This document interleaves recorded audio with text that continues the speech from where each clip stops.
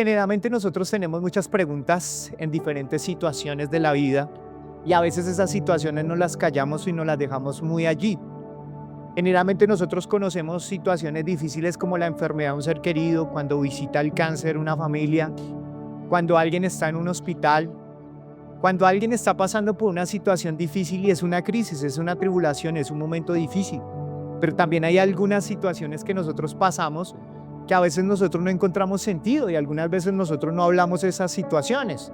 A veces nosotros nos sentimos como personas derrotadas, como que las cosas no están saliendo bien, como que en el trabajo las cosas no funcionan, como que a veces nos evaluamos en la vida y decimos, no, estoy perdiendo mi vida, no tiene sentido, mire los años que yo tengo y demás, y no ha pasado absolutamente nada. Y llegan esos momentos de depresión y esos momentos de tribulación, esos momentos donde un papá quiere darle lo mejor a sus hijos, pero mira su bolsillo y no encuentra mucho dinero. Esa mamá que quiere compartir con sus hijos y demás, y quiere ser amorosa, pero sus hijos la levantan, pero la levantan a punta de puertazos y demás, y empieza a vivir una crisis. Algunos están viviendo la crisis de salir de la adolescencia a la juventud y poder encontrar un ser querido, alguien que le ame, que le quiera. Posiblemente alguien que ha dejado una situación emocional de alguien, algo que le dañó en su corazón y está pasando por esa etapa. Hay muchas cosas a las cuales nosotros sufrimos y demás, o pasamos por situaciones difíciles, y ese es el sufrimiento. Y a veces allí nos preguntamos, ¿por qué a mí? ¿Qué es lo que está pasando? Y generalmente esas son las preguntas que muchas personas se hacen en la Biblia. Por ejemplo, Job dice, yo no entiendo, ¿por qué el sufrimiento para mí? ¿Por qué en el mismo día yo perdí mis 10 hijos? ¿Por qué en el mismo día los pastores que yo tenía trabajando para mí murieron? ¿Por qué las ovejas que tenía se quemaron allí, una tormenta allí? ¿Por qué mi esposa, en lugar de ayudarme, lo que hace es que me dice que niegue al Señor? Y ahora vino una enfermedad y algunos dicen que era como una especie de lepra y que él se raspaba con una teja, o se rascaba con una teja. Porque a veces nosotros no sabemos la tribulación o la angustia porque nosotros la estamos viviendo. Y Pablo se encuentra precisamente en un momento así. Pablo empiezan a decir, no, Pablo tiene algo, ese hombre no puede ser espiritual. Porque los corintios estaban diciendo, pero este man es predicador, es supuestamente apóstol y se la pasa de sufrimiento en sufrimiento. Como que lo quieren echar de todos los barcos porque los barcos se van a hundir. Lo cogen todo el tiempo a azotarlo y lo han azotado muchas veces y lo han golpeado con piedras y demás. No, ese no debe ser nuestro apóstol. Debe ser que se confundió de iglesia. Ese no es. Porque a veces nosotros vemos el sufrimiento como no parte de la vida. A veces vemos el sufrimiento como que no es parte de Dios y que cuando alguien está sufriendo, eso debe ser porque algo malo está haciendo. Cuando a Job trataron todos sus amigos de interpretar lo que estaba pasando con él, se acercaron y le dijeron, Job, es que eso algo mal usted hizo. Job, alguna cosa, alguna deuda. Usted no pagó, no le pagó a los de la moto, esos manes, por algo, y usted hizo algo malo. Y a veces se nos olvida que la vida tenemos nosotros que vivir, parte es sufrimiento, parte es que muchas cosas van a venir y son difíciles para vivir en nosotros, pero que son parte de la vida, porque a veces idealizamos la vida como si no hubiera sufrimiento, como que no tuviéramos que enfrentar nada difícil, y cuando vienen esas situaciones uno empieza a decir, algo pasa conmigo, algo sucede conmigo. También hay otro salmista que escribió, y este hombre le pide sabiduría a Dios, y él escribe en uno de sus salmos y dice, yo no entiendo que yo estoy haciendo las cosas bien, pero al impío, a ese que se la pasa todo el día haciendo lo malo, le va mejor económicamente. Yo no entiendo por qué ese que se la pasa engañando, haciendo una serie de cosas, lo veo contento, lo veo feliz. Y eso es precisamente que en los momentos difíciles nosotros nos preguntamos eso, ¿por qué a mí? Porque a otros sí les está yendo mejor, aunque yo sé que está haciendo las cosas mal, ¿por qué le va? Y son preguntas que todos nosotros nos formulamos. Y Pablo, de alguna manera, en el pasaje que vamos a leer, es un pasaje que precisamente nos habla del sufrimiento, nos habla de qué hacer en el sufrimiento y de cómo Dios es un Dios consolador, un Padre lleno de misericordia y un Dios lleno de amor y de consuelo. Y cómo Él tiene que enfrentar eso. En esta carta, Pablo está tratando de alguna manera de defenderse, porque los corintios lo están atacando. ¿Por qué lo están atacando? precisamente por eso, porque está sufriendo. O sea, porque sufre. O sea, si es un hombre de Dios, porque está sufriendo, porque tanta persecución, porque lo llevaron a la cárcel. Y él empieza a decirles a ellos, es que en medio de todo esto hay un propósito, y él empieza a hablarles sobre el sufrimiento y demás. Ese es el pasaje que quiero que hoy podamos estudiar y cómo Dios nos puede llevar precisamente a encontrar consuelo en su palabra. Estaba precisamente segunda de Corintios, capítulo 1, y dice allí de esta manera: Pablo, apóstol de Jesucristo, por la voluntad de Dios, y el hermano Timoteo, a la iglesia de Dios que está en Corinto, con todos los santos que están en toda Acaya, gracia y paz a vosotros, desde Dios nuestro Padre y del Señor Jesucristo. Y allí empieza: bendito sea el Dios y Padre de nuestro Señor Jesucristo, Padre de misericordias y Dios de toda consolación, el cual nos consuela en todas nuestras tribulaciones, para que podamos también nosotros consolar a los que están en cualquier tribulación, por medio de la consolación con que nosotros somos consolados por Dios. Y allí nos da una descripción del por qué sufrimos. La palabra del Señor dice en Filipenses capítulo 1, versículo 29, porque a vosotros se os ha concebido por amor a Cristo no solo creer en Él, sino también sufrir. ¿Sino también qué? Está diciendo Pablo, miren, ustedes tienen el privilegio de ser salvos por Jesús. Pero no solamente eso, sino que tienen el privilegio de sufrir por Él. Es que está diciendo que allí recobra una manera de pensar totalmente diferente a lo que es el sufrimiento. Y tú y yo vamos a pasar por el sufrimiento, y es parte de las materias que tienes que vivir en la vida. Recuerda que cuando uno está estudiando, generalmente en la universidad hay materia relleno. No sé si a usted artes plásticas, por ahí uno estudiando leyes y le ponen artes plásticas y le ponen una serie de cosas y uno dice, puro relleno, puro relleno. Bueno, no van a poner artes plásticas en leyes, pero casi. Y uno empieza a decir, pues estas cosas no. Hay clases que son clases base, y parte de las clases bases es el sufrimiento. Tú y yo vamos a pasar por sufrimiento, por dolor, por situaciones allí, situaciones que ni siquiera son un caos. Cuando usted tiene a su hijo y su hijo lo ama, lo quiere un día, pero un día se tiene que ir y él tiene que hacer su propia vida. Eso causa dolor. Causa dolor a veces el tener que avanzar en la vida, dejar a otros que crezcan y desprenderse muchas veces para seguir avanzando. Eso es parte de la vida, el sufrimiento. Entonces Pablo sí nos está diciendo que el dolor tiene un propósito. Entonces luego llega y dice, versículo 3, bendito sea el Dios y Padre de nuestro Señor Jesucristo, Padre de misericordias y de toda consolación. Allí entonces él empieza a hacer algo que parece loco, y es que Pablo empieza a bendecir a Dios en medio de su tribulación o en medio de la angustia. La palabra, cuando él llega y dice bendito sea el Dios, él está utilizando allí una palabra en el original que es elogio. O sea, es hablar bien de alguien en medio del dolor y de su sufrimiento. Es lo que busca allí en ese momento donde él está escribiendo. O sea, él está dándole el elogio a Dios. La palabra del Señor dice, bendito sea el Dios, se ha utilizado en en Efesios, se ha utilizado en Corintios, se ha utilizado en Pedro, y las tres tienen una característica. En Efesios lo dice, gracias Señor por nuestro pasado y por habernos salvado y habernos escogido. Luego en Corinto está diciendo, gracias Señor por nuestro presente, y en Pedro está diciendo, gracias por nuestro futuro.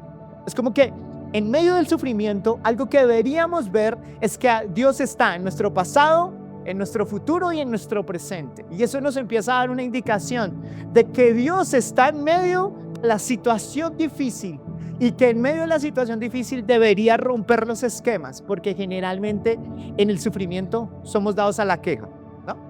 Somos pero ¿por qué Dios, si andamos todos iracundos y le robamos la paz y vamos a tomar leche y la cortamos del mal genio que tenemos? O sea, todo es así porque sencillamente no hay gratitud, sencillamente no reconocemos a Dios. Pero Pablo está diciendo, démosle gracias a Dios. Pero algo que está enseñando allí que me parece teso es darle gracias a Dios aún por el sufrimiento. Imagínense en eso, por esa situación que es difícil. Gracias Señor, porque yo sé que en medio de esta situación tú estás aquí conmigo. Y eso es lo que nos empieza a decir allí el pasaje. Y entonces empieza allí a hablar que es un Padre de misericordia. ¿Un Padre de qué?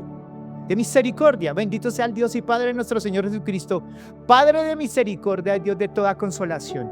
Y allí empieza a hablar del punto clave de estos versículos y empieza a decir, a mostrarnos a un Padre como un Padre lleno de misericordia. ¿Qué es misericordia? Misericordia se está refiriendo a que tú y yo no recibimos lo que deberíamos recibir, la justicia de Dios, por misericordia. Te lo explico de esta manera, como que tú has hecho tantas cosas mal que tú dices, si me descubrieran en esta mentira, tendría que asumir la consecuencia. Y a veces Dios dice, tengo misericordia de ti, porque si sale eso a la luz, te vas a destruir y vas a destruir a otros. Misericordia es que a sabiendas de que has hecho lo malo, Dios dice, se detiene su justicia y dice, no, tengo misericordia. ¿Para qué? Para que puedas vivir. Miren lo que dice la palabra del Señor. Tú y yo hemos cometido errores, muchos errores en la vida. Y hay errores que nos pesan.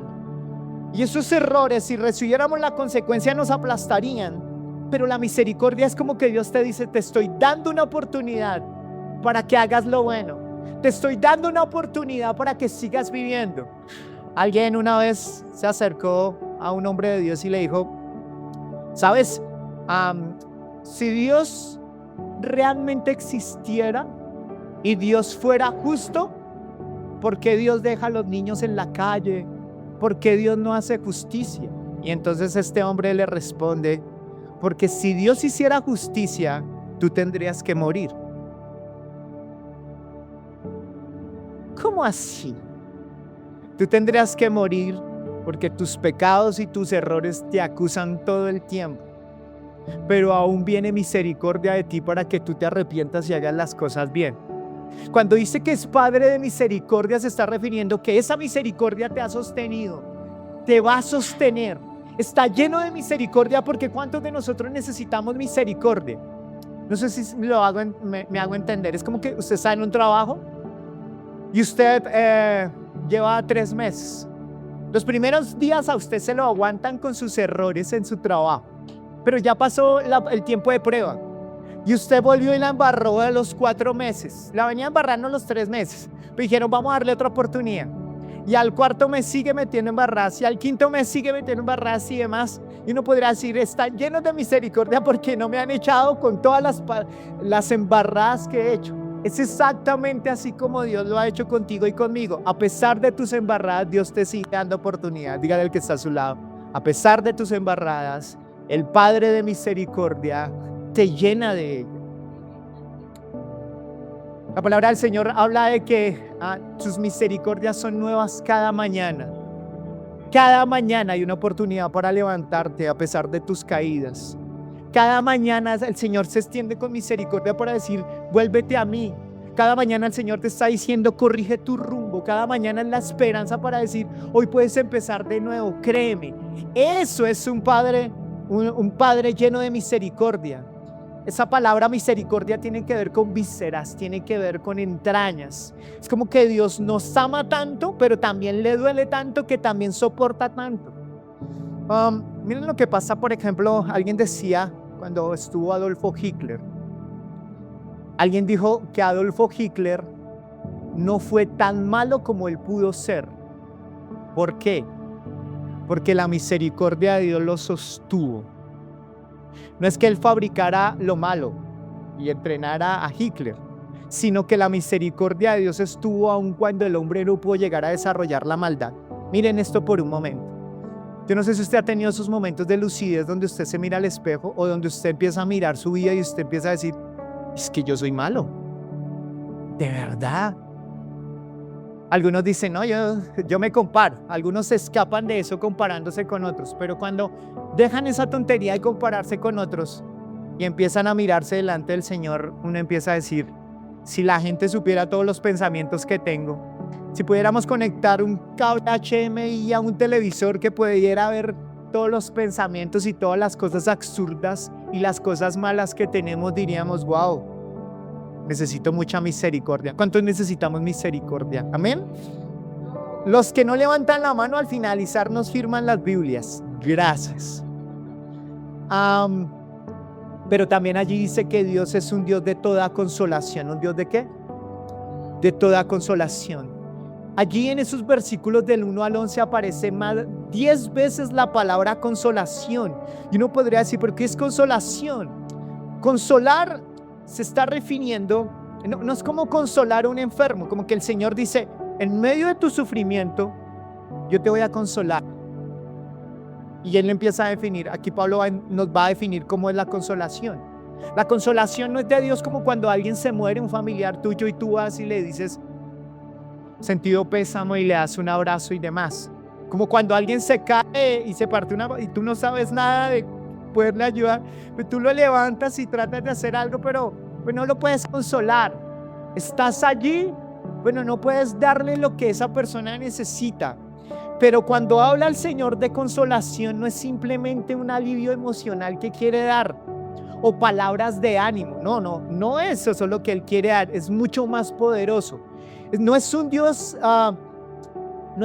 que te grita en medio de tu sufrimiento, en medio de tu dolor. Imagínense que el dolor generalmente lo relacionamos con el agua, que estás nadando y tienes que llegar a la orilla.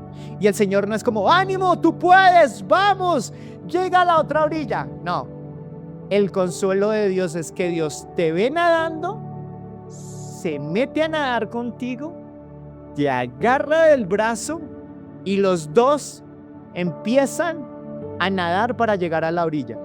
Esa es la consolación que el Señor quiere dar. ¿Me hago entender, iglesia? O sea, el Señor está diciendo, en medio de tu sufrimiento, en medio de tu dolor, hay algo que está allí. Consuelo se está refiriendo a paraclesis. Y paraclesis se está refiriendo esa palabra en el original se está refiriendo a dos cosas. Una, a alguien que llama, y otro que a alguien que va a tu lado. Cuando uno une esa palabra se está refiriendo a que paraclesis es consuelo. O sea, es Dios te llama a caminar con Él. ¿Dios te llama a qué? A caminar con Él. O sea, que en medio de tu sufrimiento, en medio de esa prueba, el Señor dice, yo no me quedo solamente mirando, yo voy a trabajar contigo y yo no solamente te estoy dando porras, me meto contigo para pasarte al otro lado. Eso es lo que el Señor hace en medio de la prueba. Las pruebas o las tribulaciones, cuando el Señor trae el consuelo, no es un consuelo para aliviarte el dolor, sino para fortalecerte. ¿Para qué? Para fortalecerte. O sea, como que uno a veces dice, no, Señor, yo lo que necesito es tranquilidad, paz, y el Señor te dice, no, yo voy a darte mi consuelo para que entiendas, uno, que no estás solo, para que entiendas que yo camino a tu lado, pero yo quiero fortalecerte. ¿Y para qué te quiere fortalecer? Para que dejes de estar caído y llorando en tu sufrimiento, en las lágrimas. Y el Señor lo que hace es que trae alivio al corazón y trae fuerzas para que te pongas en pie. ¿Para que te pongas en qué? En pie. O sea, lo que el Señor hace es una inyección de adrenalina para que te levantes en medio del sufrimiento, en medio del dolor, en medio de la incertidumbre, en medio de esa situación difícil. El Señor dice, yo soy el Dios del consuelo, yo soy el Padre de misericordia y yo voy a ti para levantarte, para que pelees. No es que Dios te evita la situación, sino que el Señor te da las fuerzas para enfrentar esa situación. Amén. Consuelo es la presencia activa de Dios, es la respuesta ante la tribulación y ante el momento difícil. El Señor dice, tienes tribulación, tienes un momento difícil, pues yo te respondo con consuelo. Y ese consuelo se está refiriendo a una presencia activa de Dios, paternal y personal. ¿Paternal y qué? Personal. Allí mismo en el pasaje se está refiriendo a que la misericordia de Dios es diferente. Si yo voy en la calle y un niño se cae, tú generalmente vas a levantarlo y vas a buscar a su papá y a su mamá. Pues mi hijo se cae en la calle, mi actuación es diferente, porque no solamente lo levanto, sino que es tan arraigado a mi corazón que voy a buscar que esté bien. Me voy a esmerar mucho más porque hay un vínculo más cercano. Cuando el Señor te dice que el Padre es el Padre de consuelo, se está refiriendo a que tu papá, que es Dios, No actúa con indiferencia o como alguien que te dice, ya, tranquilo, sane, que sane, colita de rana. No, no te dice eso, sino actúa como un padre interesado porque te levantes, interesado porque te ama. El Padre, por medio de Jesús, nosotros somos hijos del Padre Dios. Y lo que el Hijo recibe, nosotros recibimos. Esa relación de Jesús con el Padre es un vínculo tan fuerte que ahora nosotros por adopción somos hijos y Él es el Padre, y hay una unidad fuerte en eso, una paternidad. Ese papá te ama. Yo recuerdo que cuando yo estaba en esas edades que uno es medio loco, yo tenía como unos 12, 13 años, no, como unos 12 años, 11 años. Y yo quería salirme con mis tías, que eran las más jovencitas de la casa. Y yo me quiero ir. Y entonces me fui ahí como sin permiso ni nada. Pero esa medio rebeldía controlada. No estoy en la casa, pero estoy con mis tías, así que nadie me puede decir nada. Ustedes saben de lo que les hablo. Y yo recuerdo que en medio de mi rebeldía yo me fui con mi tía caminando y de repente venía un carro y nos arrolló a todos. El que sufrió más fui yo. Por eso quedé así. No mentiras. Pero recuerdo que en ese accidente yo fui el que más llevó porque fui a parar debajo de un carro. Tenía un chichón, eso se me hizo, y se reunió muchísima gente y empezaron a buscarme por todos lados. Finalmente yo salí y lo primero que yo pensé es: mi papá me va a pegar una cascada. Me le vine sin permiso y ahora mire lo que va a pasar. Y empezaron a decir que llegó una ambulancia y yo: no, me van a hacer algo. Y como niño yo dije: no, ambulancia, hospital, muerte. No, yo no quiero irme para allá. Yo razonaba de esa manera. Pero todo el tiempo cuando me subieron allí a la ambulancia, yo todo el tiempo estaba pensando en mi papá. Cuando de repente llegó mi papá allí, yo dije: me va a pegar tremenda levantada. Pero cuando lo vi con sus ojos llorosos y completamente preocupado por mí, eso me conmovió el corazón. Sabes, el Padre te ama y el Padre sabe tu dolor, tu sufrimiento. Te conoce mejor que cualquier persona, mejor que tu pareja, mejor que tu papá y tu mamá. Y el Señor te ama y te dice: yo entiendo tu dolor y tu sufrimiento. Ese es el Padre de consuelo. Amén. Pero también allí dice que es un Padre personal, que es un consuelo personal. ¿A qué se refiere un consuelo personal? Digámoslo así, que aquí estamos con un guantecito, me queda pequeño, pero voy a intentar allí con ese guantecito. Cada uno de estos dedos, se supone que cada dedo no es igual a todos, ¿no? Todos son diferentes. Y el mismo consuelo no necesita el dedo grande para hacer, o el mismo relleno para el grande que para el pequeño. Cuando tú estás pasando por una situación difícil como la pérdida de un ser querido, tú necesitas otra clase de consuelo que aquel que está luchando con sus compañeros de trabajo. Tú puedes estar en un consuelo donde andas deprimido y a todo el mundo saludas y demás, pero tienes todo el tiempo eso allí, no hay paz, no hay tranquilidad y tú hablas con todos, estás en modo automático. Tú necesitas otra clase de consuelo que el consuelo de una madre que perdió a su hijo.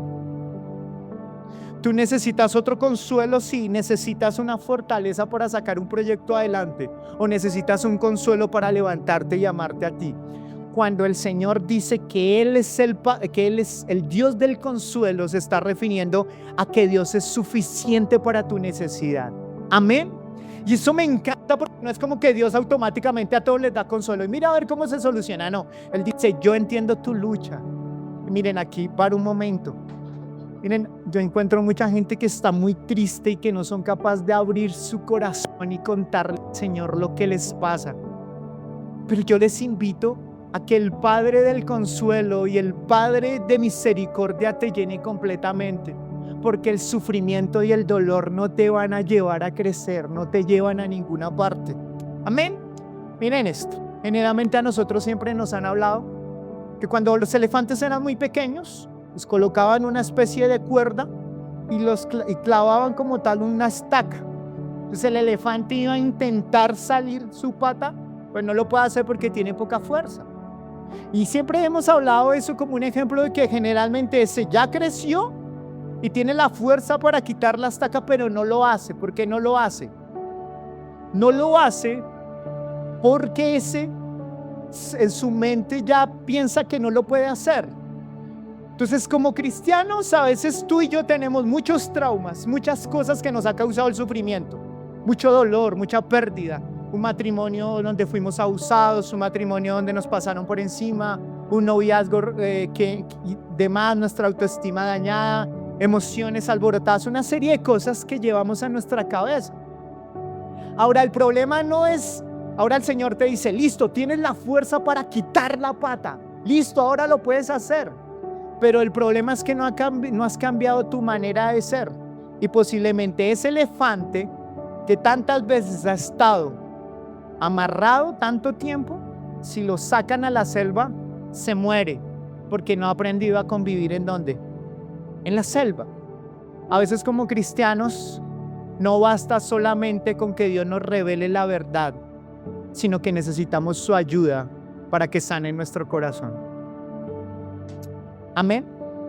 La sanidad de tu corazón va a venir a la medida que tienes una revelación y te permites que el Padre sane las heridas de tu corazón. Porque no basta solamente con reconocer que tenemos una cuerda y que tenemos que deshacernos de ella. Tenemos que aprender a vivir como un elefante salvaje. Tenemos que aprender a vivir como cristianos. Amén. Es importante eso. Dios de toda consolación es paternal. Hay una diferencia en cómo es el consuelo del mundo y cómo es el consuelo de Dios. El consuelo del mundo es, ¿sabe qué, China? ¿Le hicieron eso? Póngase bien linda, váyase para el salón de belleza, póngase buena, no en el corazón, sino en ponerse un pantalón 2 tallas menos. Ponerse maquillaje y una serie. Hágase, China, póngase. Es como la manera de consolarse es a través del entretenimiento. A través de bichota, dicen acá. Que se ponga bichota. Bien, gracias por modernizar mi lenguaje. Y ahora, de esa manera, piensa que a través de entretenimiento, a través del olvido y del tiempo, va a poder pasar su situación difícil. Y el Señor le dice, nunca vas a crecer y nunca vas a aprender si no pones la cara al sufrimiento conmigo. Porque la gran diferencia es que el Señor está contigo y el Señor te da fuerzas para enfrentar esta situación y para que puedas madurar y crecer y entender todo lo que pasó y así puedas ayudar a otros. Amén. Eso es lo que hace el Señor con nosotros, es lo que Él busca. Entonces, ¿qué es consolar? Es el acto divino donde Él pone su fuerza donde está tu debilidad. Miren esto, consolar es el acto divino donde Él pone su fuerza donde está tu debilidad, para que el sufrimiento no tenga la última palabra, sino que sea el Señor. Me encanta eso. Donde el Señor ve tu debilidad, Él utiliza su fuerza para que el sufrimiento no sea el que tenga la última palabra, sino sea el Señor. Amén. ¿Cuántos les damos un aplauso al Señor por eso? Es importante reconocerlo. En Barcelona, en los Olímpicos de Barcelona de 1992, un hombre que se llamaba Derek Redmond. Este hombre, como tal, era un atleta y se consideraba como uno de los favoritos para poder correr los 400 metros. Cuando este hombre sale a la carrera, como tal, de repente su talón de Aquiles se parte en 2. Él ya iba en el medio y de repente se parte en 2. Y él empieza a quejarse del dolor. Claro, en un momento se le escapó la medalla. Pero su padre, que estaba allí cerca, llamado Jim Raymond, se baja de las gradas, pasa la seguridad, se mete como tal y no coge a su hijo y lo levanta y demás. No, lo agarra de un lado y juntos empiezan a cruzar la carrera. Eso es lo que hace el Padre contigo y conmigo. No evitas que no corras, no, necesitas correr. Necesitas tomar decisiones. Necesitas levantarte en medio de esa situación. Pero necesitas al Padre que te ama y que en medio del dolor no te dice abandona. Yo voy contigo. Eso es lo que hace el Padre contigo y conmigo. Amén. Creo que hay algo que es importante comprender, es que yo necesito, Pablo está diciendo que yo sufro con propósito de crecer, de madurar, de parecerme más a Cristo, pero hay algo en todo esto. El kintsugi se conoce como un arte japonés. Ese arte japonés es que cogen las vasijas que han sido quebradas como tal y las empiezan a unir. Y cuando las unen, lo que hacen con las grietas es que las unen con oro. Y cuando tú ves la vasija, tú dices, wow, es una vasija con oro. Eso hablan los japoneses. Pero ahora esa vasija es una vasija que sirve a otros, porque ahora es maravillosa, porque aún en medio de todo su dolor y demás, fue restaurada y fue sanada. El propósito de tu dolor y de mi dolor, según lo que dice Pablo, es que nosotros podamos aprender de ese dolor, podamos madurar en eso, entender el propósito de Dios, pero también ayudar al que ha pasado por la misma situación que tú y yo hemos pasado. Tú y yo, algunos, díganle al que está a su lado, otros necesitan de tu sufrimiento.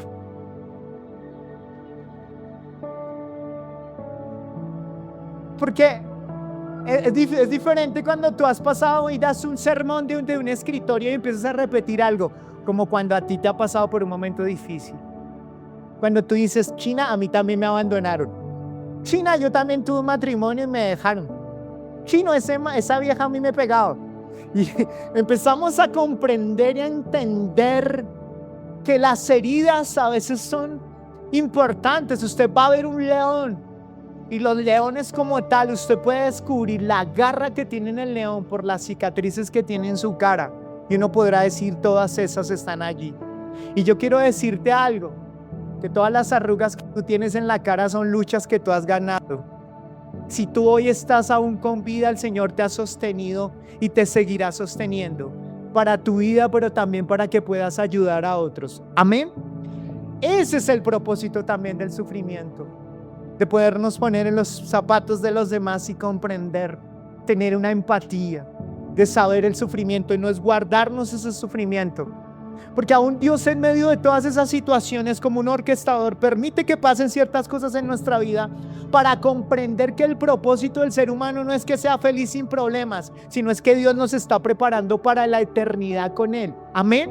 Y tengo que comprender que muchas situaciones o sufrimientos que hay en la vida es precisamente por una naturaleza caída. Y una naturaleza caída. En la creación los animales no se comían los unos con los otros. En la creación no habían esos terremotos y todo ese tipo de cosas que nosotros vemos. Todo eso es producto del pecado del hombre y de la naturaleza humana, como está en pecado y está en conflicto. Porque Dios no nos creó a nosotros para morir, pero a través del pecado vino ¿qué? La muerte. Y cuando el Señor restaure, vendrá la vida eterna. Cuando el Señor restaure, restaurará la naturaleza y aún allí podremos compartir aún con esos animales salvajes y demás. Porque el propósito del Señor en medio de sufrimiento es que nos parezcamos a Él, que le demos la gloria a Él, pero que nos preparemos para la eternidad. Amén. Eso es parte del dolor. Lo otro también que vi allí en Pablo está diciendo, ¿saben una cosa? Llegó un momento donde perdí la esperanza. ¿A qué se refiere esto? Él está diciendo, no nos habla exactamente de la tribulación que pasó, pero está diciendo que llegó un momento tan complicado para él, de sufrimiento tan tenaz, que él dice, yo perdí la esperanza, ya perdí la confianza. Y entonces a veces Dios permite el sufrimiento y el dolor para que rompamos el orgullo y nuestros bastones que nos sostienen, para reconocer que Él es el Padre de misericordia y que nos va a sostener. Es Él. Amén. Porque a veces la tribulación y la situación difícil te lleva a orar, porque en las buenas no irías a orar. Cuando vino la enfermedad sobre tu ser querido y demás, ¿qué hiciste? ¿Lo evadiste? A mí lo que más me preocupa, siempre lo he dicho, es que cuando estemos pasando por un momento de tribulación, nosotros hayan personas o bastones que nos saquen de ello y no hayamos aprendido. Porque el Señor dice, no, hiciste trampa, te voy a volver a pasar por esta materia. Encárgate de que cuando salgas en el sufrimiento puedas aprender la lección y puedas acercarte a Dios, porque aún el sufrimiento nos hace débiles. Cuando Marta y María estaban orando por su hermano, ellas pierden la esperanza. Porque ellas tienen que perder la esperanza. ¿Por qué? O Marta pierde su esperanza. ¿Por qué? Porque a veces Dios tiene que permitir que a veces perdamos la esperanza y solamente podamos mirarlo a Él. Y eso es lo que Pablo está allí enseñándonos. Amén. Señor, yo te doy gracias por este tiempo de palabra. Y te pido que la palabra de consuelo, Señor, venga sobre los corazones. Te doy gracias en el nombre de Cristo Jesús. Amén y amén.